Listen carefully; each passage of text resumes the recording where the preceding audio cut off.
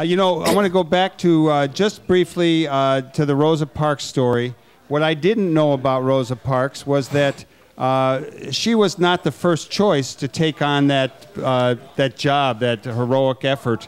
There was someone else who was actually had refused to give up her seat, right. But she wasn't the right person at the right time, according to them. Yeah, well, what happened is that there was a young woman named, I think her name is Claudette Colvin, who refused to move to the back of the bus. I mean, she's part of the same youth section, that NAACP youth section, that Parks was a mentor.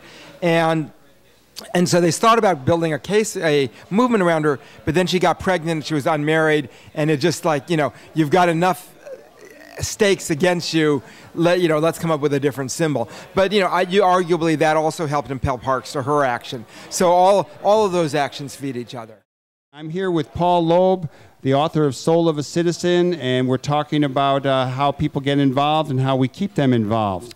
Paul, you travel a lot. You're in town here speaking. We'll get a little rundown of where you're going to be at. You'll be at Northwestern. You'll be at Barbara's Bookstore, maybe some other locations. But when you go out and about in the world today, what is your take on young people and their step forward? Let's be specific. After Obama and all the heightened energy and activity, where are things at today? Well, I think that there still is a lot of engagement, but people need models. They desperately need models of how to continue.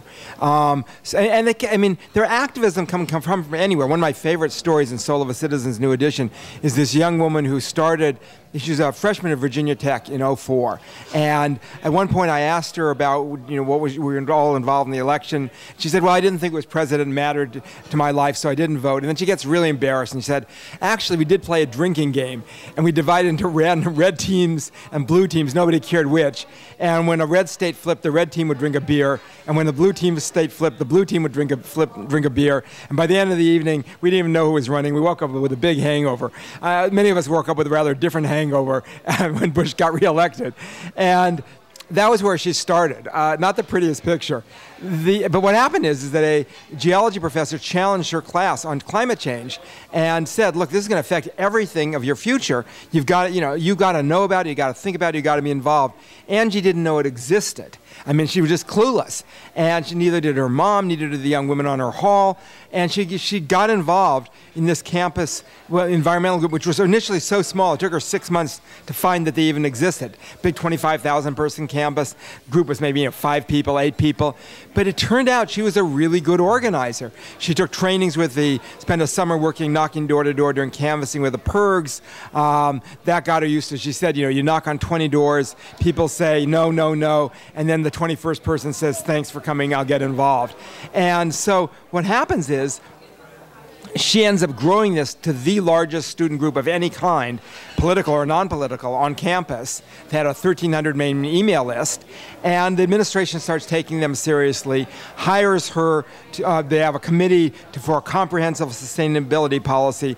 She ends up getting hired by the committee, ends up running the project, and that's what she's now doing. And so I look at that, and the lesson is you don't know where somebody's going to end up once they get involved, because where she started was hardly, about as disengaged as you could imagine. In her phrase, "I was a drunken party girl," and that was it. So I think there's a lot of potential. And if I go around and I talk to students, which I do a lot of speaking, I see a lot of students who are involved, but I also do see, both with young men and women, but also with everybody, a lapse since 2008. And I think the problem is that, again, people feel like, oh, their job was done. And so it's almost also as if the great tools that we now have end up seducing us. So you feel like, okay, I clicked on an internet petition. I signed a petition on Facebook. I emailed my congressman. And okay, I've done it. I've acted today. I've been active. But all that's good. I mean, I do 3 or 4 times a day. I'll click on an internet petition. It's worth something, but it doesn't change policy in the fundamental way. It doesn't change the culture the way that getting out and knocking on doors or making phone calls or rallying publicly. And so what you end up with is, end up with the teabaggers and the town hall, people storming those meetings from the right. And all throughout that summer, those from the left were just almost invisible because, we're, okay, Obama's in, we're fine. we're clicking from behind our computers. And I would argue that, say, come fall, we are going to have to do, after Massachusetts, nothing is taken for granted. And we're going to have to do a lot of knocking on doors if we don't want a equivalent of Scott Brown in in Illinois, a Republican senator. It's possible. And so, you've got to get out there and reach people, because just because everyone happens to think a certain way doesn't mean the public does, especially in hard economic times where people are desperate and they're prone to the kind of manipulative lies that come over Fox and Rush and all the rest of it. One of the things that struck me, having been a community organizer and having thought I'd spend the rest of my life in various neighborhoods, and I haven't gotten too far away from those neighborhoods. Right. But there was a new style of organizing, and you mentioned PERG, and there was also Greenpeace, and I was a little questioning it, and I still do, that I would have people show up at my door or stop me on the street, and they basically were looking for just you to sign a petition and or to donate money. Right. As opposed to trying to get people out for a rent strike, or trying to get people involved in trying to stop the confiscation of the public sector. Right. What's your thoughts on that? Well, I think in terms of leaving aside the differences in particular issues, right, but we're talking about in terms of the approach, I'm in favor of multiple approaches. So, I have this major profile of this woman in San Antonio, Texas, named Virginia Ramirez, with an 8th grade education. She's part of the network called the Industrial Areas Foundation, founded here in Chicago by Saul Alinsky, the godfather of community organizing. And they do wonderful work in their community. They're largely based in the congregations, in this case, the Catholic churches of the West Side barrios.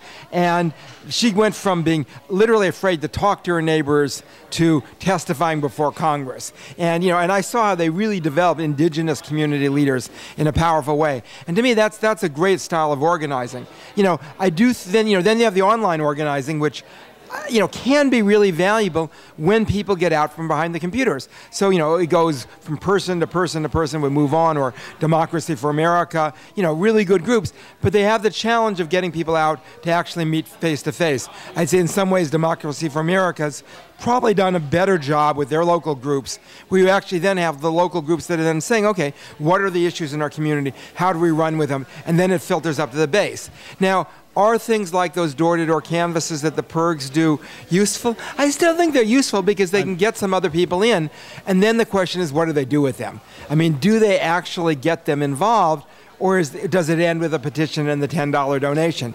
And that really is the question. If it ends with a petition and the $10 donation, it's marginally useful, but only marginally.